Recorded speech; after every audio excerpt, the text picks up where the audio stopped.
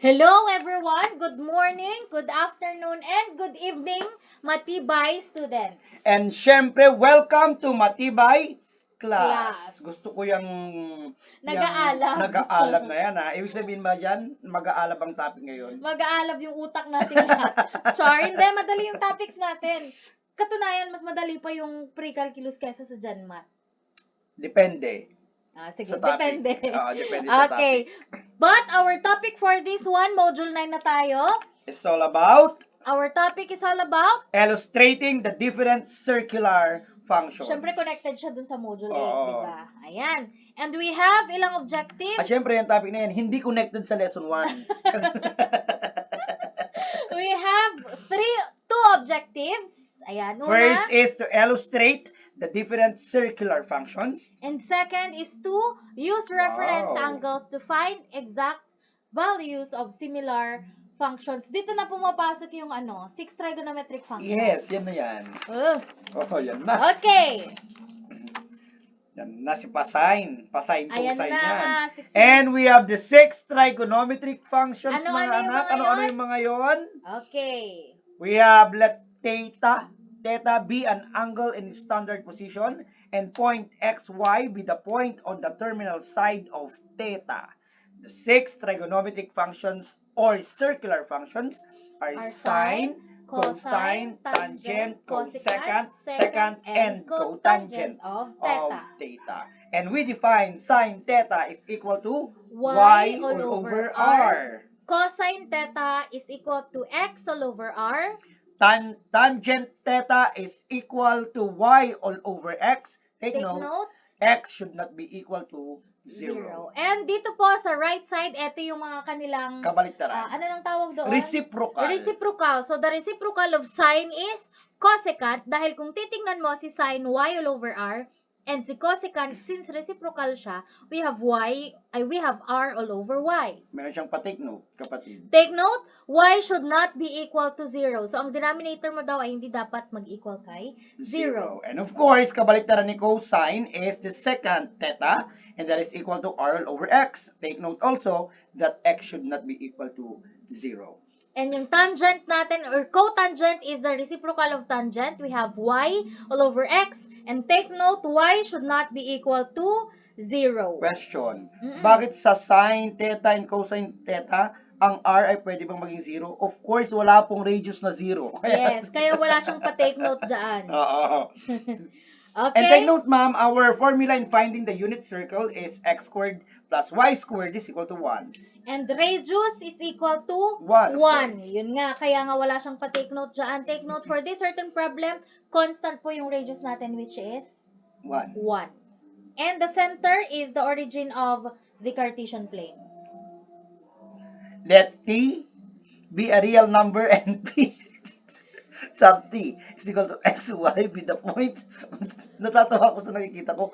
Unit be the points on the unit circle associated by t. Then sine t is equal to y. Mamaya mas maintindihan nila to. yan, ma'am. Cosine t is equal to x. Tangent t is equal to y all over x. And take note again, x should not be equal to 0. Actually, ma'am, itong nasa baba, may kinalaman din naman Yes. sa taas. So, halos sila. Then cosecant t is equal to 1 all over y. Ginawa lang nating si radius ay 1 dito. Dito kasi kasi hindi. nga sabi niya dito, radius is equal to 1. Dito kasi wala. Naget mo yun? Yes. Okay. And secant theta or secant t is equal to 1 all over x. Cotangent t is equal to x all over y. And take note, ang denominators nila should not be equal to 0. At para super clear nating maintindihan, let's proceed with our examples. Okay, let's proceed on our computation. Hirap nito. Finding the value of r. Okay? Or radius ba yun? Yes. Okay, and our formula is equal to the square root of x squared plus y squared. Okay, Yes. given x is equal to 5 and y is equal to 5, ang gagamitin natin dito is the power of substitution. Okay? So our r is equal to, huwag kalilimutan ng square root, okay, of x. Our x is 5, so this is 5 squared plus, okay, y. Our y is what? 5 din. 5 squared equal to, huwag kalilimutan ulit, 5 squared is equal to 25. 25 plus, okay, 5 squared is another 25. This is equal to the square root of 50. The square root of 50. We know, mga anak, na kapag square root ay na 50, pwede siyang ma-factor as 2 25 times 25. Yun. and 2. Tama, Ma'am Tintin? Yes. Okay? Why? Okay? Para mailabas natin si 25. Square root of 25, we all know that square root of 25 is equal to 5. May iwan sa loob si square root of 2. Okay? Meron ka pa bang naisip na pwede pang i-factor ang 2? Wala na. So, this is our final answer. Nakasunod, Ma'am Tintin? Yes. Question. Sir Jason, what if my answer is square root of 50? Walang problema, pero kapag ang aking direction is simplify your final answer, ito lamang po ang aking tatanggapin. Yes. Are we clear? Clear na clear. Swerte ka kapag nakalimutan kong isulat yung simplify your final answer. Yun na yung sagot. Tatanggapin na yung square root of 50. Let's have example number 2. X is equal to 5 and Y is equal to negative 12. Formula R is equal to the square root of 5 squared plus negative 12 squared. Nakasunod, Ma'am Tintin. Yes. Equal to the square root of 25 plus negative 12 times negative 12 is equal to positive 144. Okay? Equal to, get the sum of 25 and 144, that is equal to 169. 169. Is 169 is a perfect square? 13. Yes, 13. Yes, of course. 169 is a perfect square, and the square root of 169 is equal to 13! Kailangan kong sabayan. Okay. Yes. That's it. Okay, rationalize the given radicals. Bakit nga ba natin kailangan mag-rationalize? Kasi po sa mundo ng mathematics, bawal ang denominator na merong radical signs. Kagaya nito, radical yan. So, Hindi pwede yan. No, yes, it's a big no. Yan. Kailangan natin siyang i-rationalize. Paano po yun? We are just going to multiply our denominator. Imumultiply natin siya sa ating numerator at imumultiply din natin siya sa ating denominator. Okay? And if you are going to multiply that, meron kang 4 times the square root of 45 is equal to? 5 lang, ma'am. 4 square root of 5. 4 square root of 5. Pagsasamahin mo kasi hindi mo naman siya pwedeng i-simplify. All over, square root of 5 times the square root of 5 is equal to? Square root of 25. Square root of 25. Siguro yung question ninyo, ma'am, bakit po ito hindi siya naging square root of 20? Kasi po, whole number ito, radical yan. Hindi mo sila pwedeng i-combine like terms or ipag-multiply. Kaya, just simply copy. Ito, parehas sa may radical, kaya pwede mo silang i-multiply. Exactly. Next, simplify. Hindi mo na 4 square root of 20, 4 square root of 5. Copy. Just simply copy. But, square root of 25 is equal to? 5. Wala na. Nawala ang radical sign, ibig sabihin, ito na ang sagot, pwede na tayong mag-dinner. Mamaya, isa pang example. Ay, tatlo pa pala. Next, nagutom. 3 square root of 7. 3 all over square root of 7 multiplied square root of 7 all over square root of 7 is equal to 3 times square root of 7. Copy. 3 square root of 7. 3 square root of 7 all over 7 times 7. Square root of 49. Square root of 49. Copy. 3 square root of 7 and square root of 49. Alam natin ang sagot ay 7. Final answer. So, ganun lang po kasimple ang mag-rationalize. Ayan. Ano tawag module 9? Naulawak.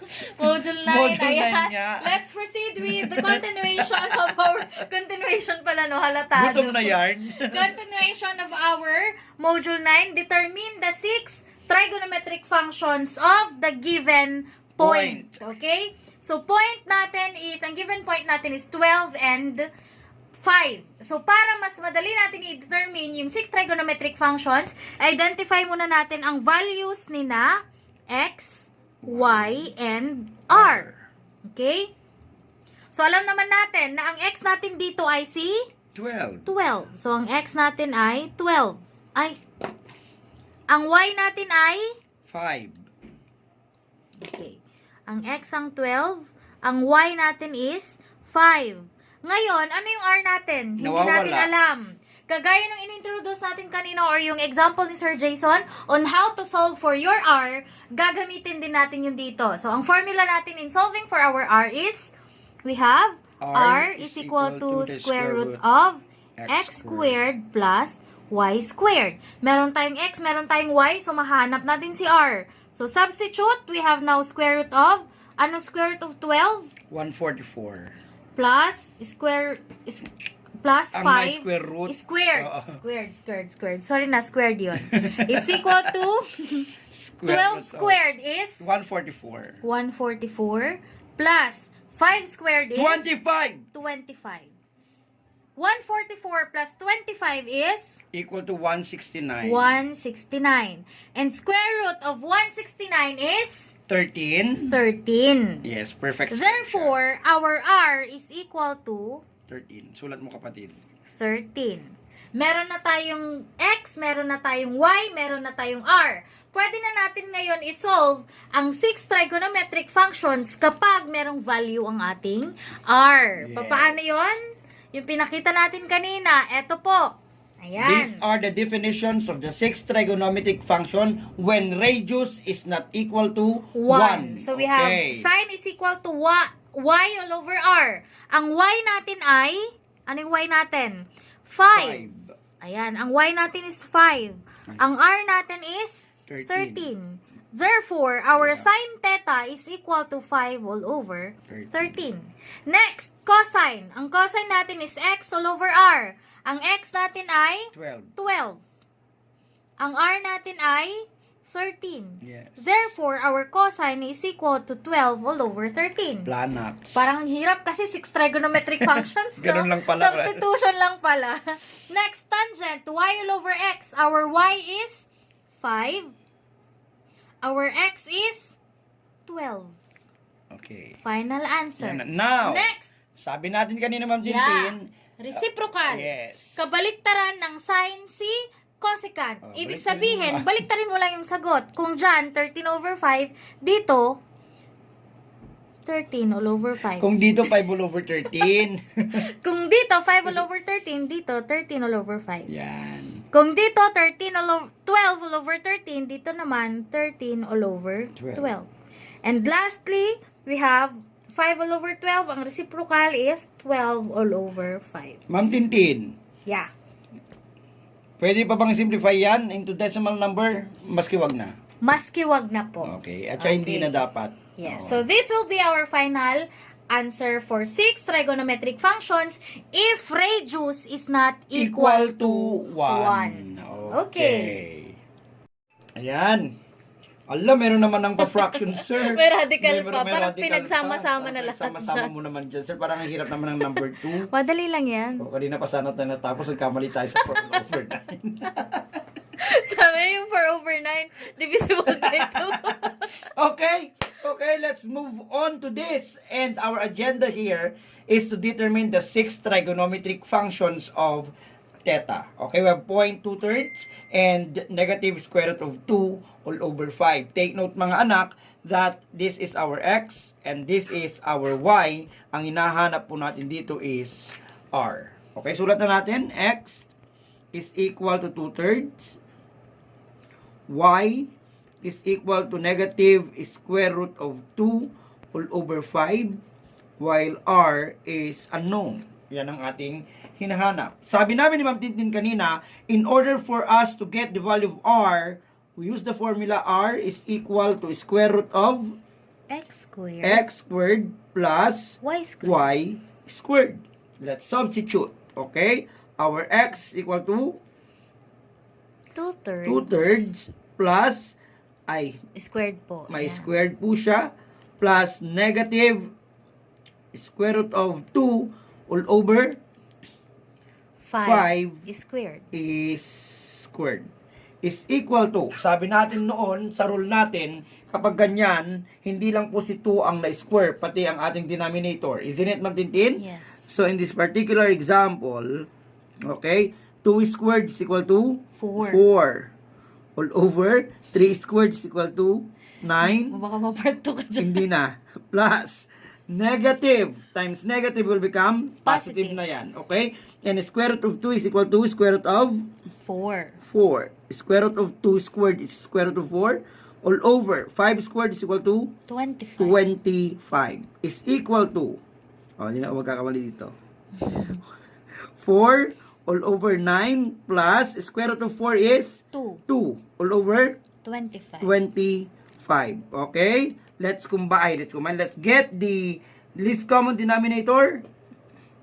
Of 9 and 9 and 25. Calculator lang po. 9 times 25 is equal to 225.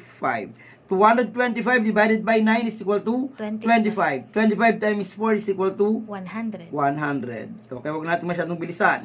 225 divided by 25 is equal to 9. 9. Okay, times 2 is equal to 18. 18. Meron tayo ngayong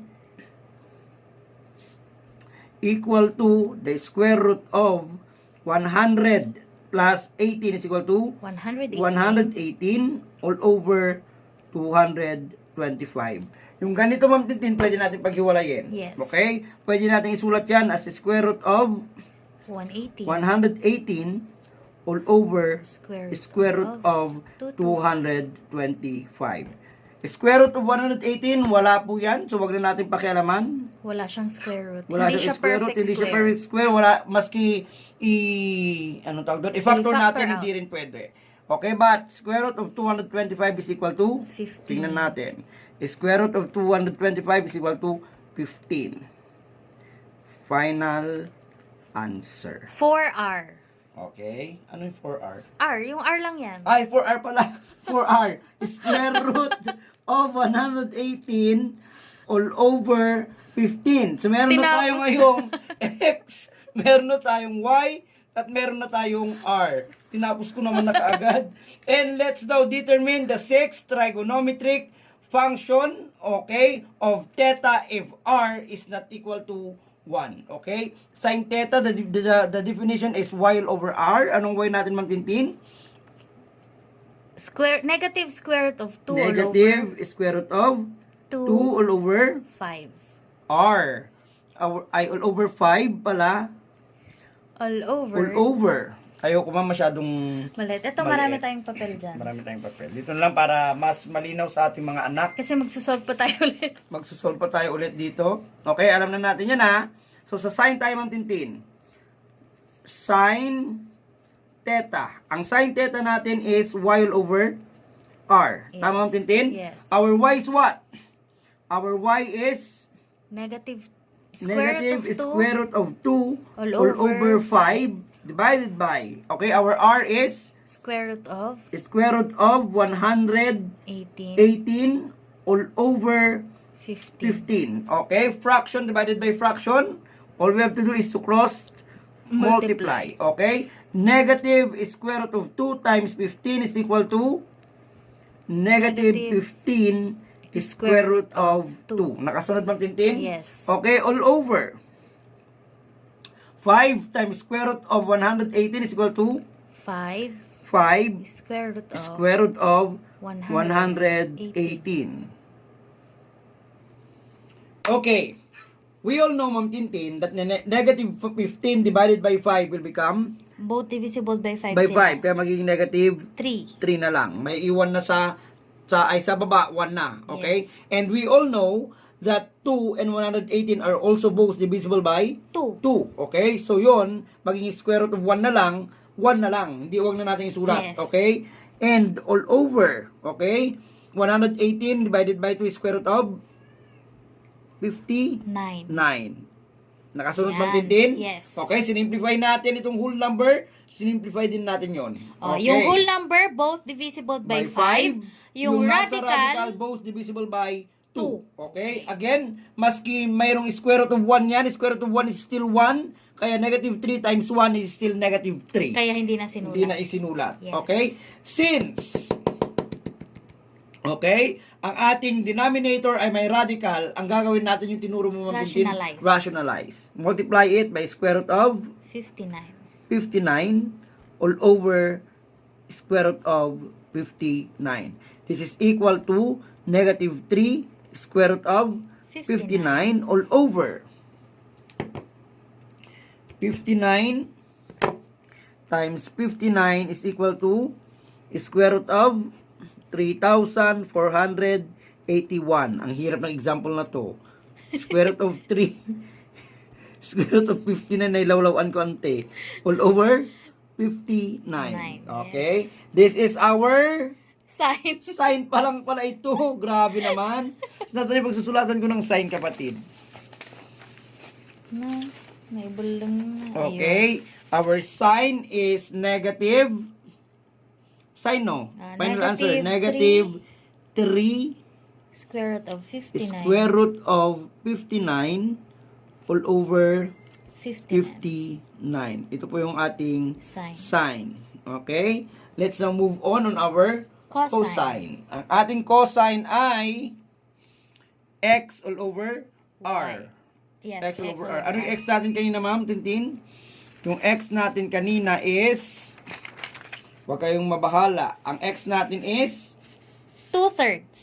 Dito na ako magsusolve, ma'am, sa bago Opo. Okay? Ang ating x ay 2/3. Cosine na ito, ma'am, no? Cosine, definition ng cosine theta is X over R. X all over R. Ang x natin is 2/3 divided by R. Our R is, saan yung R natin, ma'am?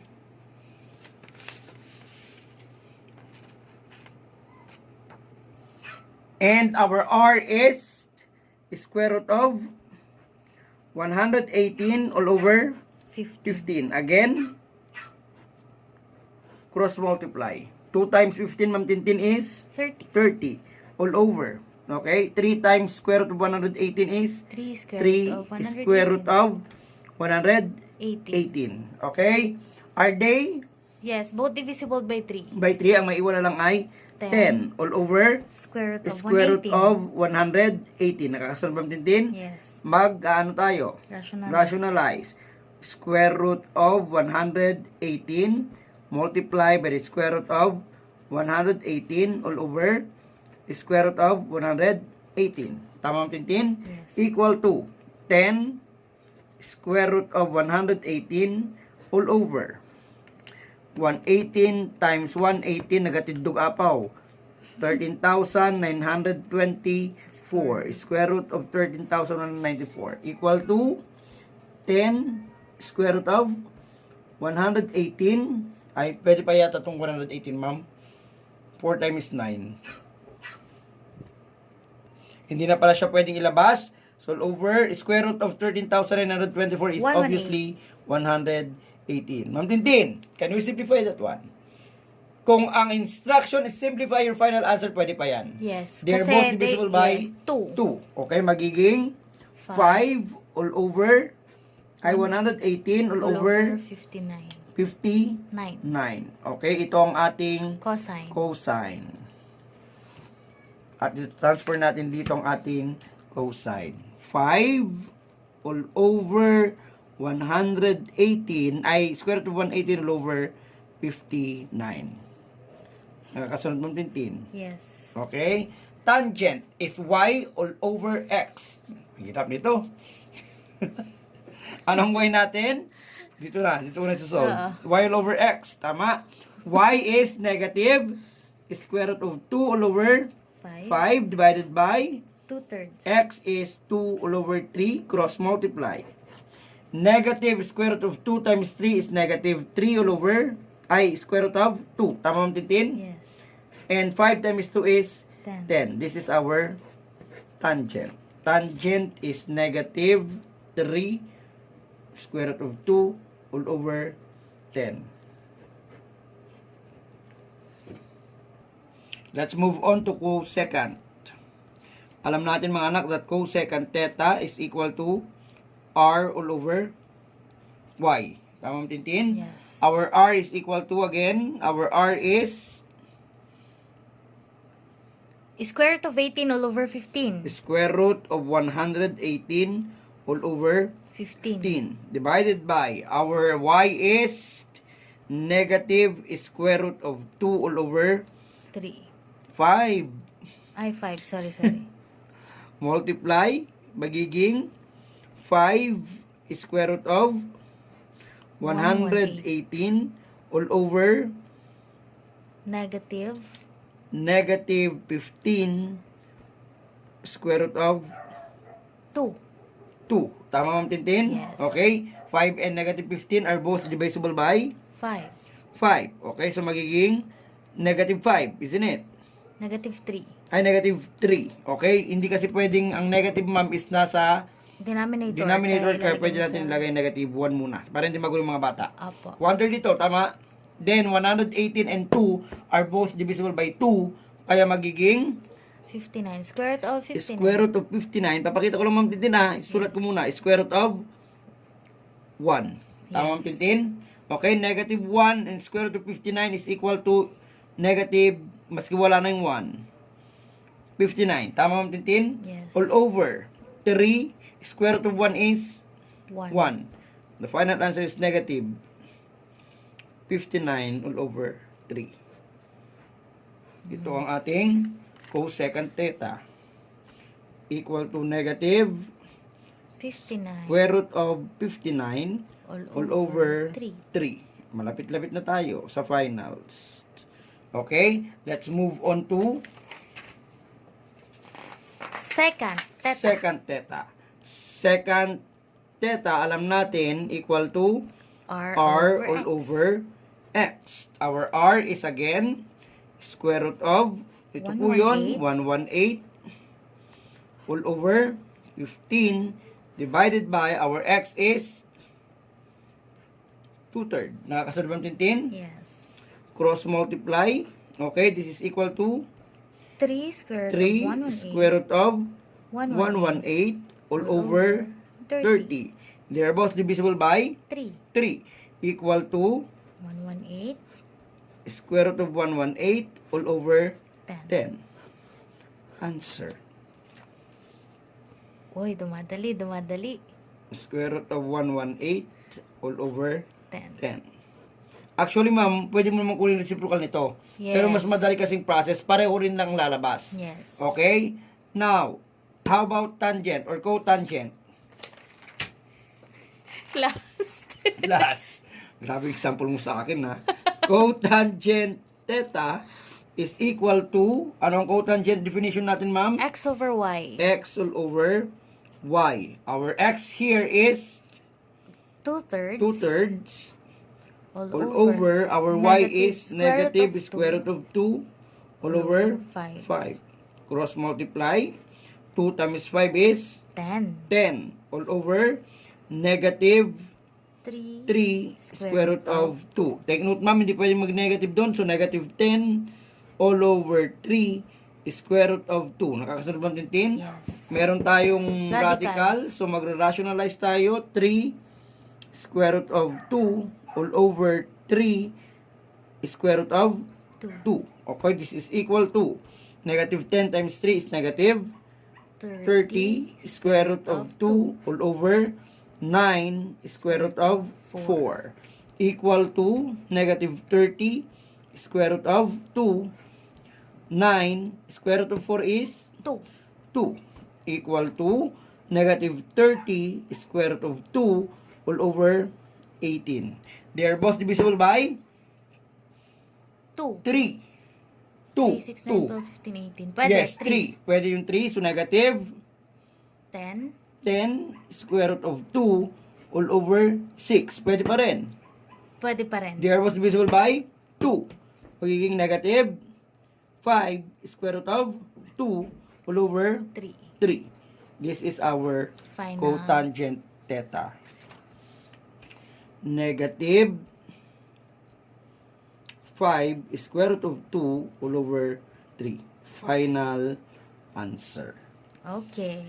And that's all about Module Module 9. 9. Pagkahaba-haba. Okay, pagkahaba-haba. Pero kapag ano naman ginawa yung ano tawag dito, Paisa-isa, Paisa-isa ng din. organize. Okay. Ayan, kasi bakit kami nagbigay ng ganito ka-complicated na example? Meron kasing mga ibang estudyante na, Ma'am, sir, bakit po yung examples ninyo Madali. ang dali? Pagdating Pero ng yung nasa exam, module, ang pag hirap. ano na, Ayan. So, module, pinakita mahirap na. namin kung paano mag-solve Ng ng mahirap. medyo mahirap na given. Okay. And that's all for this week, mga anak. Lagi nating tatandaan, ano man ang hirap ng buhay, kailangan natin kayanin dahil at tayo ay #matibay.